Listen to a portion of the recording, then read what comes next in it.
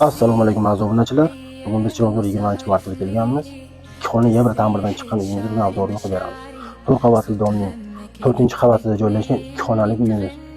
Bu zalimiz 520 ga 330, patologimizning balandligi 285. Ko'rib turgan hamma mebel jihozlarimiz qoladi.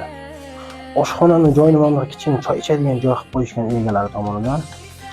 Balkonimiz 1,5 ga 6. Oshxona balkonga ko'chirilgan. Yarmini bunday kichkina detik xona qilib qo'yishgan egalar tomonidan. Bu kirib kelish prixoshkamiz. Bu glavniy eshigimiz. Xonalarimiz alohida. Bu spalnimiz.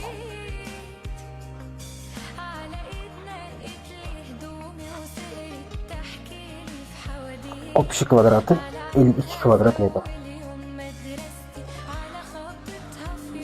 Hojatxona, vanna. Uy egalari tomonidan 60 ming so'ralyapti. Ozgina kelishtirib beradigan joyi bor. Kimgadir qiziq bo'lsa, pastda raqamni qoldiramiz.